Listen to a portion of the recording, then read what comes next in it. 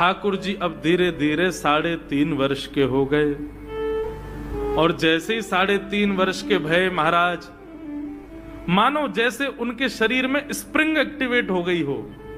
इतना ऊधम मचाते हैं, इतना ऊधम मचाते हैं, पूरी गोकुल की नाक में दम कर रखा ठाकुर जी ने।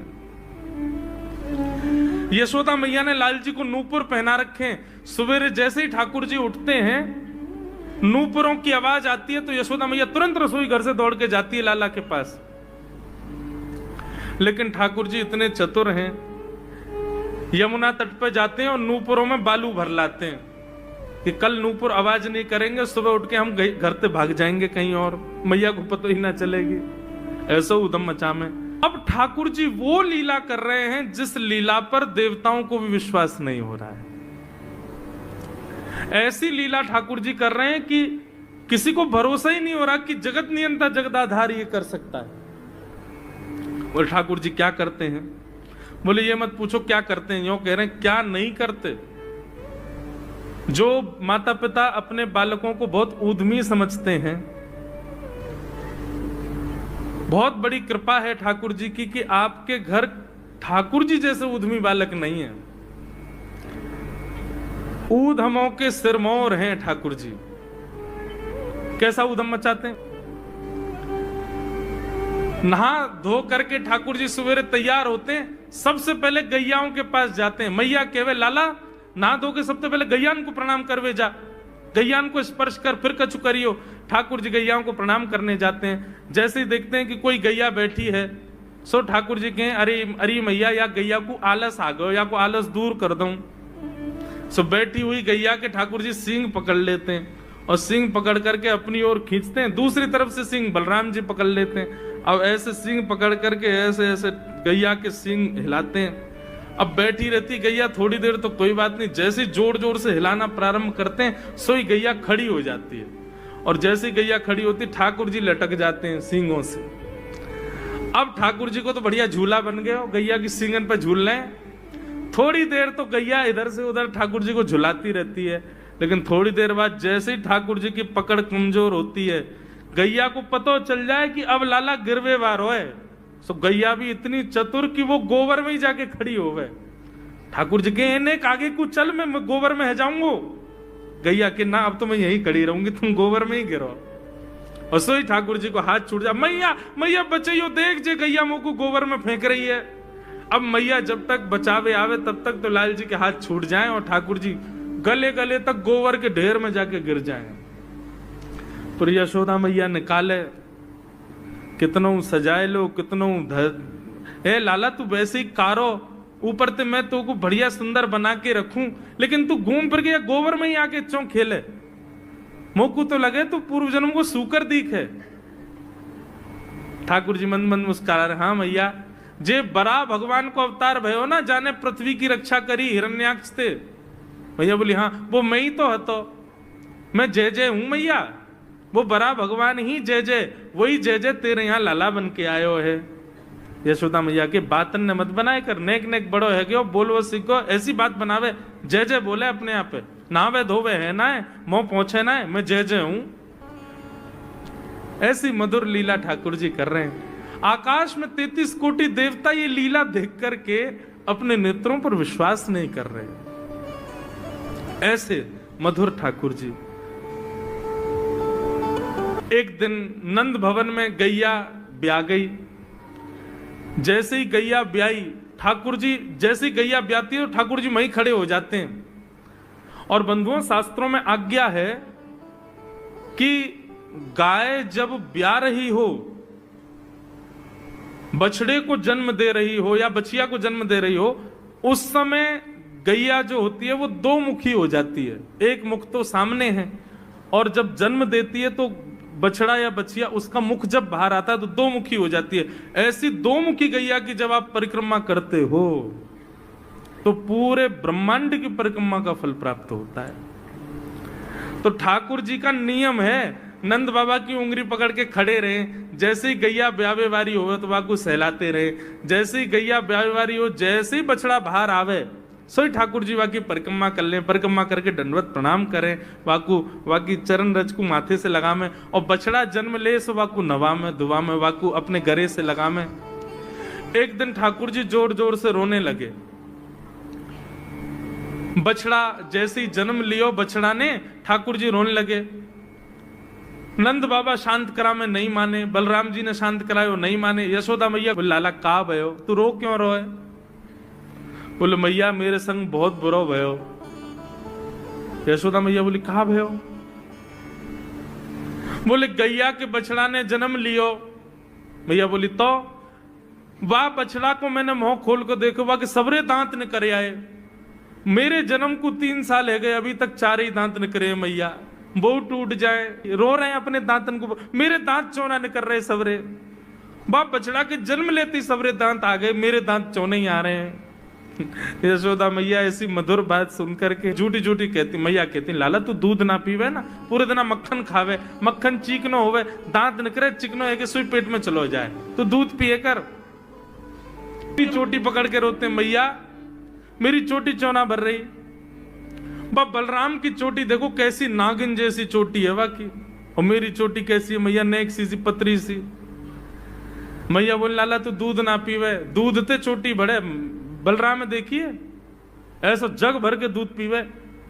सो ठाकुर जी दूध को पात्र हाथ में ले में, अपनी चोटी खोल ले में, और फिर चोटी पकड़ करके दूध पी में, और दूध पीते पीते नापते रहे कितनी बड़ी भई की ना भई अभी। ऐसी मधुर लीला ठाकुर जी करते हैं। ऐसी लीलाएं हैं ठाकुर जी की कि उन लीलाओं को सुनकर के जो ज्ञान के मार्ग को नहीं समझ पाते, जो वैराग्य के मार्ग को नहीं समझ पाते, जो ज्ञान और वैराग्य से ठाकुर जी को प्राप्त नहीं कर पाते, वो इन लीलाओं से ठाकुर जी के हो ही जाएंगे। ऐसी लीलाएं उधम करते हैं, ठाकुर जी चोरी करते हैं, तो जैसे ही गोपी को पता चलती है आज उसके यहाँ चोरी हुई, तो गोपी को चिंता होती है क्यों मेरा मक्खन बढ़िया नहीं था, मेरे यहाँ क्यों नहीं करी। वो स्वयं भी चाहती है कि मेरे यहाँ लाल आमे, यहाँ आके चोरी करें,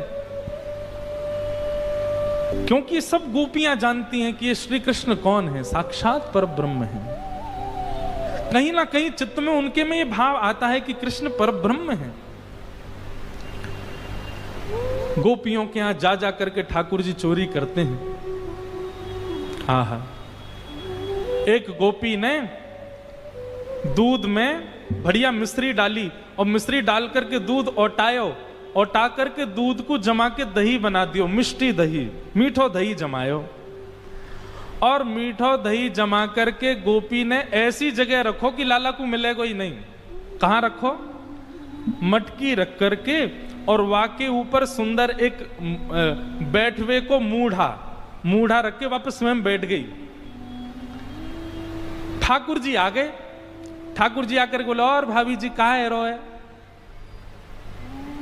गोपी बोली कछु ना हेरो, लाला तू कैसे आए हो यहाँ पे?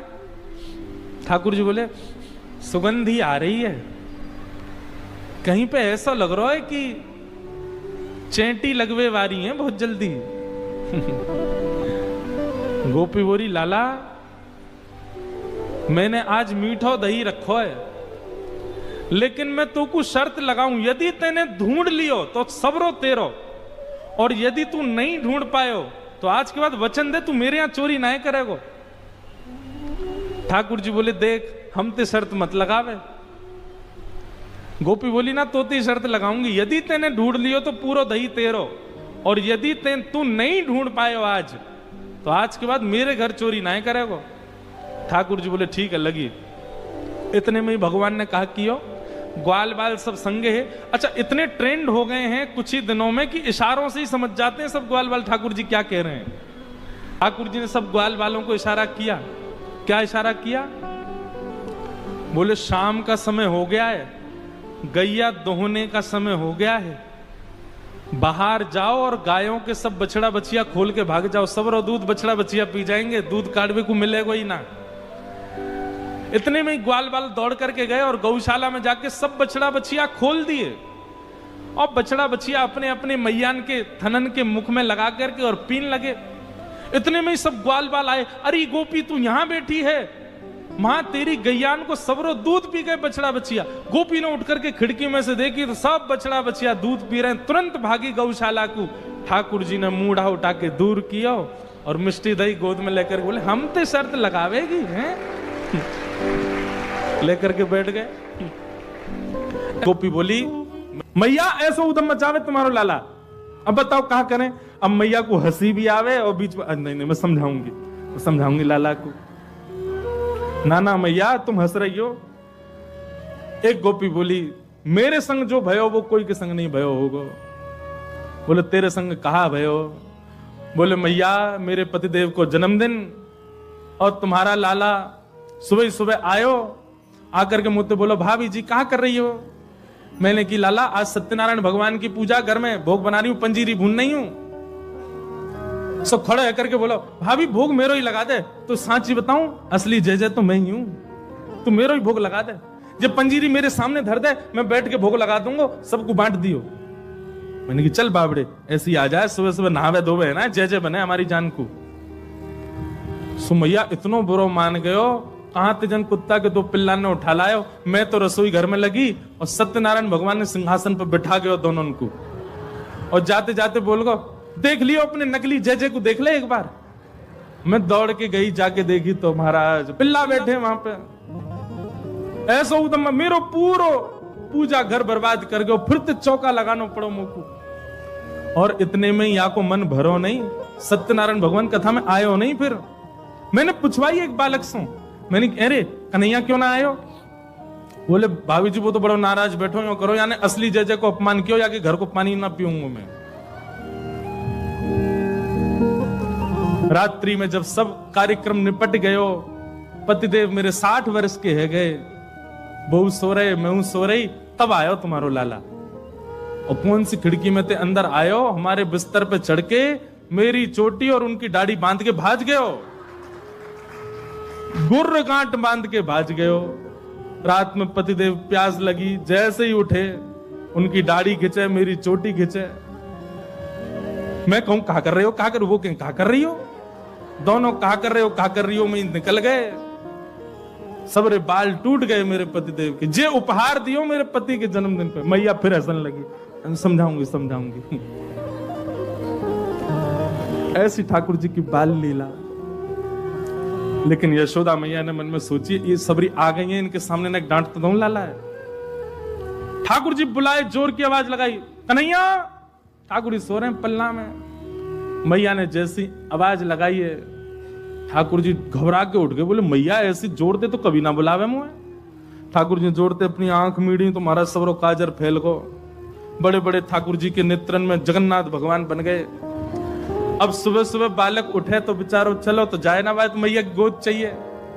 ठाकुर जी जैसे तैसे उतर करके नीचे आए। इतनी भीड़, जितने आप बैठे उतनी गोपी होंगी। मैया तुमको काय को डांट रही है। अरे लाला ये सबरी गोपी तेरी शिकायत करें, तेने यूं कियो, या के घर यूं कियो। सब गोपियों के, अब देखो गोपियों ने जितने ठाकुर जी के ऊपर आरोप लगाए हैं, इनमें से कुछ ही सत्य हैं, बाकी तो गोपियों ने जबरदस्ती लगाए उल्हाने, ताकि लाला तो तोतरो है, बोलना जाने ना है, मैया डांट देगी वाको। ठाकुर जी को जब एक बात कही जाए लाला तू मक्खन चोरी करे, तो ठाकुर जी मन में आवे हाँ करूं तो हूं, पर जब ये बात कहे तू वाके पति की दाढ़ी आके चोटी ते बांध के मार, अब ठाकुर जी सोच रहे जे मैंने कब कियो, ये तो झूठ बोल रही है। तेने कुत्ता के पिल्ला ले जाके बैठा दिए जय जय की गद्दी पे। ठाकुर जी बोले जे मैंने कब कियो। अब ये सब मन में विचार करें। अब छोटो बालक जल्दी उत्तर दे नहीं पाए। ठाकुर जी यशोदा मैया डांटने लगी, तो ठाकुर जी तो रोने लगे और रोते रोते मैया से बोल रहे हैं, मैया सवेरे हेते ही नंद बाबा बलराम जी के संग में गैया चरावे चलो जाऊं मैं, और 4 प्रहर तक बंसी भट्ट में मैया धूप ताप गर्मी उमस और सबन को सहन करे तेरो लाला। ठाकुर जी ब्लैकमेल कर रहे हैं मैया है, और बीच बीच में सिसकारी भर भर के रो रहे हैं। शाम है जाए मैया, थको हारो मैं तेरी गैयान को समेट के लेके आऊं वापस, जैसे मानो इनके बिना गैया चरेंगी ही नहीं, ऐसी बात करें। और या कितना छोटा सा हूं मैं, तू खड़ी है जाए तो को भी यूं देखूं मैं, इतना छोटा सा लाला और इनके ऊंचे ऊंचे छिकान पे टंगी भाई मटकी में कैसे निकाल सकूं मैया? तू अपने मन से विचार कर। मैया सांच ही कहे तो बताऊं, मैं जब अपनी गैयान को चरा करके लौटूं तब जे गोपी जबरदस्ती मेरा हाथ पकड़ के मेरे मुंह पे मक्खन लगा के चोर चोर चोर, देखो हमारे घर से चोरी करके जा रहा हो। और मैया सांची पूछे तो जे छीका पे जब मटकी धरवे जामे तो इनसे मटकी फूट जावे, खुद फूट जावे, कहीं सास के डर के मारे मुंह पे इल्जाम लगा दें कि जे तोड़ के गए हो, जे खा के गए हो, जे चोरी करके गए हो। ठाकुर जी की बात सुन करके मैया तो बड़ी भावुक है गए। जब मैया ने एक भाव से में आई सो ठाकुर जी बोले अब ब्रह्मास्त्र छोड़ो। सो ठाकुर जी बोले मैया ये तो बहुत बोरी है। मैया तेरे मन में ये भावना नहीं है, इन सबन की बात सुन सुन के तेरे मन में ये भावना आ गई है, तेरे मन में कहां से आ जाएगी भावना? लेकिन मैया आज इन सबन की बात मान करके जो तेने मेरो हाथ इतनी जोर से पकड़ो, मैया अब मेरी बात सुन ले। बोले कहा मैया दल ले अपनी लकुट ले ले, अपनी कमरिया ले ले, कोई और बालक ढूंढ लियो, तेरी गैया चरा दे करोगे, मैं ना चराऊंगा अब ते घर ते मेरो कोई संबंध नहीं। और मैया मैं तो जा रहा हूं घर छोड़ करके, अब कहीं और रहूंगा, जमुना जी किनारे साधु महात्मा के पास रह करूंगा, बाबा जी के पास रहूंगा मैं तो। नेक्स्ट से गोपाल जी जैसे ही अपने घर से निकलने लगे, छोटे से गोपाल जी छोटे छोटे चरणन से जा रहे हैं। यशोदा मैया के हृदय में तो भाव उत्पन्न है कि और दौड़ करके गई लाला को हृदय, अरे ना है लाला, भाजो सबरी गोपी भगा दी, सब भागो यहाँ, मेरो लाला कहीं नहीं जाएगो। नंद भवन से सुबह सुबह निकल जाते हैं और राह चलता कोई भी हो अपरिचित, यदि वो साधु है, यदि वो कोई वैष्णव है, यदि वो कोई भजनानंदी है, तो ठाकुर जी उसके पास चले जाते हैं और पास जाके पता क्या बोलते हैं, अरे तुम यहां डोल रहे हो? बोलो भैया कौन हो तुम? अरे जी सब बाद में पूछियो, हम तो यूं कह रहे तुम यहां घूम रहे हो, नंद बाबा तुम्हारी मां बात देख रहे हैं, नंद बाबा तुम्हारा इंतजार कर रहे हैं। किसी से भी? बोले काय को कर रहे हैं भैया इंतजार? अरे आपके काजे यशोदा मैया ने 56 भोग बनाए हैं और यशोदा मैया तो थाली सजा के बैठी है, आप घर जाओगे तब आपको प्रेम से प्रसाद पवाएंगे, फिर दक्षिणाओं देंगे। अरे जल्दी करो, देरी मत करो, जल्दी नंद भवन पहुंच जाओ।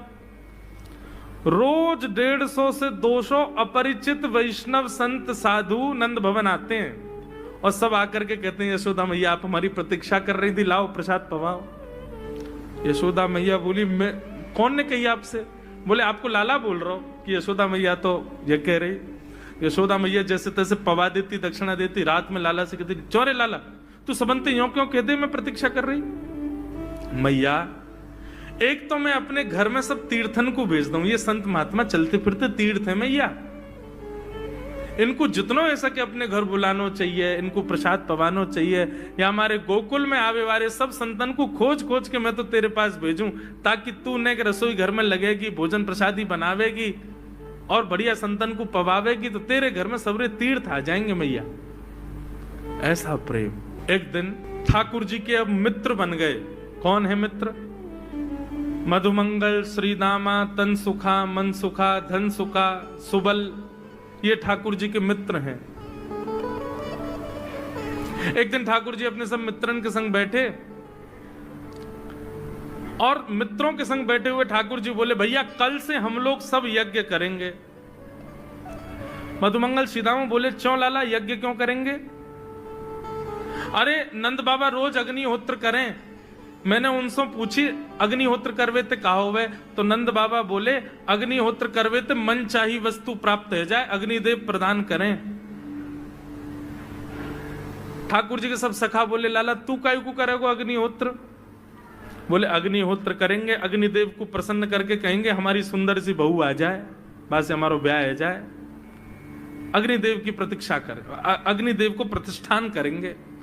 सब श्रीदामा मधुमंगल 3.5 वर्ष के ठाकुर जी, सोचो 3.5 वर्ष के ठाकुर जी, सखा कितने बड़े बड़े होंगे। नेक्स्ट से सबरे सखा बैठ गए, सूखे पत्ता इकट्ठे करके अग्नि प्रज्वलित कर ली, सूखे पत्तन को चूरो बना के आपस में बांट लियो। ठाकुर जी आचार्य बन के बैठ गए और बोले सुनो मैं मंत्र बोलूंगा और जैसे ही कहूं स्वाहा सबरे डालियों, और नेक भी यदि तुमने चूक करी ना, नेक भी मैंने स्वाहा बोली और तुमने नहीं डालो तो फिर मोते मत कहियो, यदि तुम्हारी पत्नी काणी आ जाए, एक हाथे लूली आ जाए, लंगड़ी आ जाए, तो समय पर स्वाहा करना पड़ेगा। सब ग्वाल बाल बोले जो कहेगो लाला सो करेंगे, तू करवा। ठाकुर जी ओम नम नम नम स्वाहा, सब स्वाहा, सब एक संग डालते हैं। हे सीधामा तू देरी ते डाले, देख लियो लंगड़ी आ जाएगी तेरी बहू, अग्निदेव को प्रसन्न करो। इस प्रकार ठाकुर जी सब ग्वाल बालों के संग खेलते हैं। ग्वाल बाल बोले लाला यज्ञ तो है गयो, अब ब्राह्मणन को भोजन के काजे बुलाओ, यज्ञ के बाद ब्राह्मण भोज होना चाहिए। सोई ठाकुर जी अपने सब ग्वाल बालों की उंगली पकड़ करके पूरे गोकुल में जाते हैं, ब्राह्मणों के घर जाकर के कहते हैं आज नंद भवन में बढ़िया उत्सव भयो है, बढ़िया यज्ञ भयो है, भोजन के काजे शाम को आपको परिवार सहित आनो है। सबन को निमंत्रण दिया मैं। अब महाराज नंद भवन से जब निमंत्रण आता है तो ब्राह्मण लोग ब्राह्मणी से कहते हैं कि आज चूल्हा मत जलाना। क्यों? अरे नंद भवन में भोजन की सूचना मिलती है तो 3 दिन से भूखे रहते हैं ब्राह्मण। क्यों? इतना खवाएंगे नंद बाबा, इतना खवाएंगी यशोदा मैया कि पेट भर जाएगा, 2 दिन तक भूख भी ना लगेगी, इतना भोजन करना पड़े। ए ब्राह्मणी चूल्हा मत जलाई, और सुन नमक को पानी और दे दे। नमक को पानी पी पी करके भूख बढ़ाते हैं अपनी। बोले शाम को जाएंगे और बढ़िया चकाचक महाराज 56 भोग पाएंगे। शाम का समय हुआ, सैकड़ों हजारों ब्राह्मण आकर के नंद भवन के बाहर खड़े हो गए। यशोदा मैया ने अटारी से जैसे ही देखा इतने सारे ब्राह्मण, यशोदा मैया उतर करके आई, बोली आओ भगवान पधारो, सबन को जय श्री कृष्ण, सबन को प्रणाम। जे बताओ आज मेरे द्वार पर आप सबन को एक साथ आने को कारण कहा है? किसी को निमंत्रण देकर के और फिर पूछो कारण क्या है, बड़ा अजीब लगता है। किसी को आपने बुलाया भोजन पे, वो बेचारा आ गया, फिर आपको बताओ भैया कैसे आए, कितना अजीब लगे। ब्राह्मण बोले मैया तुम हम तो पूछ रही हो या बात है? अरे सवेरे तो भूखे प्यासे बैठे हैं, जल्दी भोजन पवाओ। आपके यहाँ यज्ञ भयो, यज्ञ की पूर्ण आहुति की प्रसादी पावे आए हैं, और काई क्यों आए हैं? यशोदा मैया बोली कौन सा यज्ञ, कब भयो यज्ञ, कौन सी पूर्ण आहुति? ऐसा कछु ना भयो हमारे यहाँ, आप लोगन को कोई गलत जानकारी मिली है, कौन ने कही आपते? ब्राह्मणों के नेत्रों में आंसू आ गए। बोले मैया एक तो हम सवेरे से भूखे, ऊपर से ब्राह्मणी से मना और करे आए कि तू चूल्हा मत जलाइयो। ब्राह्मणी भी बात निहार रही है कि डिब्बा में लेके आएंगे हमारे काजे भी भोजन। खाली हाथ गए तो ब्राह्मणी डांटेगी अलग। मैया तेरो लाला सवेरे सवेरे आयो और सब ग्वाल बालन के संग आके हमसे कह के गयो यज्ञ भयो, यज्ञ की पूर्ण आहुति में भोजन करवे सबन को आनो है, हम तो यही मारे चले आए। यशोदा मैया बोली या लाला ते कैसे बचूं मैं, पूरे दिना कम से कम 2-2.5 हजार लोगन को निमंत्रण ऐसे ही देते रहे। यशोदा मैया बोली आपकी व्यवस्था करूं, लेकिन पहले या लाला को तो देखूं मैं, है कहां ये? नंद भवन के पीछे बगीचा में ठाकुर जी अपने सब ग्वाल बालन के संग खेल रहे। यशोदा मैया गई, जाकर के बुलाए, ए लाला, ओ कन्हैया यहाँ पे आ।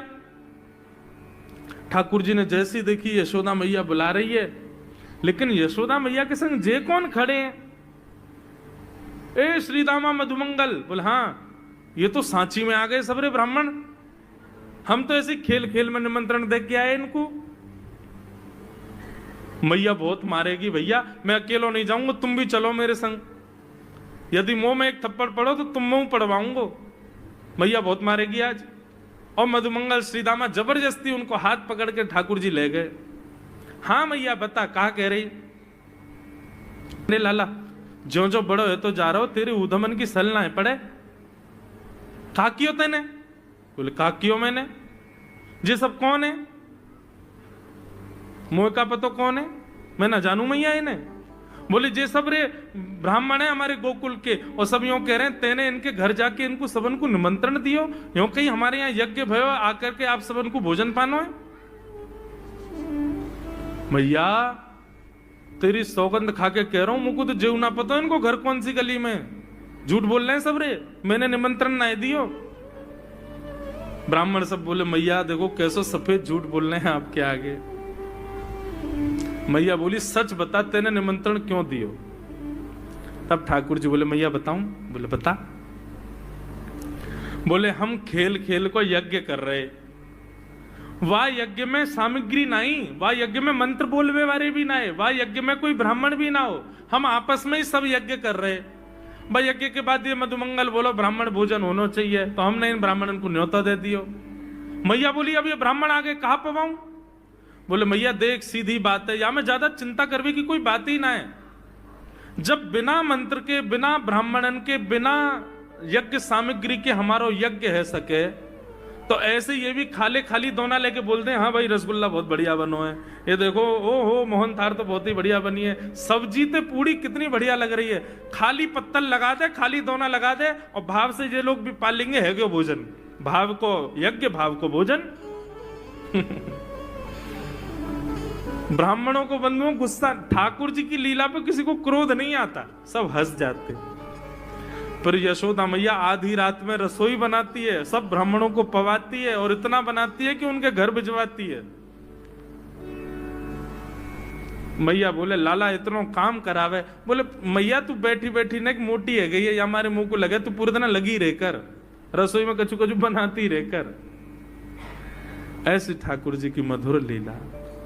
अगले दिन ठाकुर जी सवेरे उठे और देखने लगे यशोदा मैया देख तो नहीं रही, और ठाकुर जी चुपचाप गए महाराज जहां पर सारे मक्खन दूध दही रखे, वहां पहुंच गए गौरस भंडार में। और गौरस भंडार में एक मटकी के ऊपर से ढक्कन हटाए करके जैसे ही ठाकुर जी ने हाथ बोर के पानो प्रारंभ किया, सामने एक खंबा था, उसमें मणि लग रही थी। आज पहली बार 3.5 वर्ष की आयु में ठाकुर जी ने अपना प्रतिबिंब देखा। ठाकुर जी ने जैसे ही प्रतिबिंब में अपने रूप को देखा, अपने रूप को देख करके ठाकुर जी बोले हो तू भी आयो यहां चोरी करवे? अपने आप से ही बात कर रहे हैं ठाकुर जी। अरे मैंने कही तो हती अपने अपने घर में चोरी करनी है, तू दारी के मेरे घर में आगो चोरी करवे? ठाकुर जी अपने प्रतिबिंब से बात कर रहे हैं। अब गौरस भंडार में ठाकुर जी की आवाज गूंज रही थी, और वो गूंजते हुए रसोई घर में जा रही थी। रसोई में मैया ने सुनी, बोले ये लाला कहां थे बोल लो है, उठ गयो कन्हैया? मुझको पतो भी ना चली, नूपुरन की आवाज ना आई। मैया दौड़ करके गई तो देखा ढूंढते ढूंढते गौरस भंडार में ठाकुर जी अपने प्रतिबिंब से बात कर रहे हैं। कितनी सुंदर झांकी है ठाकुर जी के। ठाकुर जी मक्खन पा रहे हैं। बोले अच्छा अब आ तो गयो है यहां पे, लेकिन सुन चुपचाप चोरी करके भाग जाइयो, मेरी मैया बहुत मारेगी तो को। बाकू यदि पतो चल गई तू चोरी कर रहा है तो को उखलते मान देगी, मेरी मैया बहुत मारेगी, चुपचाप चोरी कर और निकलने यहां से।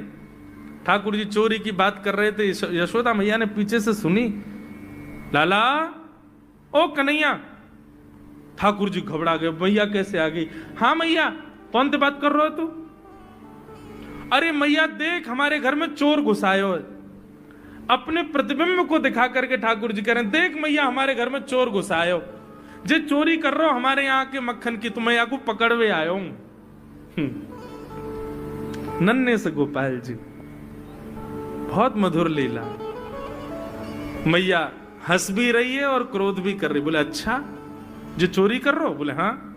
चल याकू तो मैं पकड़ लूंगी, लेकिन जे बता तेरे हाथ में मक्खन कैसे लगो? तू तो याकू पकड़वे आयो ना। अब मैया याकी मैं कहा बताऊं, तेने मेरे हाथ में पद्म राग के ऐसे ऐसे बढ़िया कंगन पहना रखे हैं, कड़ूला पहना रखे हैं सोने के। जब मैं धूप में निकलूं ना तो धूप की किरण से मुंह को बहुत जलन है जाए हाथ में। तो कल मेरे सखा मधुमंगल ने मुझसे कही, बोले लाला जे जलन तेरी दूर रह जाएगी, तू मक्खन में हाथ बोर लियो अपनो, सोई तेरी जलन दूर रह जाएगी। या हमारे मैया जलन हटावे के काजे मैंने हाथ बोरो है। मैया बोली अच्छा चल लाला यहां तो तेरे जलन है रही, और यहां मक्खन कैसे लगो? ठाकुर जी बोले मैया मैं अपनी जलन दूर कर रहा हूं। इतने में जन कहां एक मक्खी आके मेरे मुंह पे बैठ गई। बाकू उड़ावे के काजे मैंने जैसे मुंह पे हाथ किया, सो मक्खन मेरे मुंह पे लग गो। मैया मैया बोली लाला तू चोरी भी करन लगो और अब झूठ भी बोलन लगो मुझसे। ठाकुर जी ने ग्वाल बालों से कहा भैया मिशन फेल हो गया, घर में तो चोरी नहीं कर पाए हम, अब दूसरे इनके घर में दावे बोलो।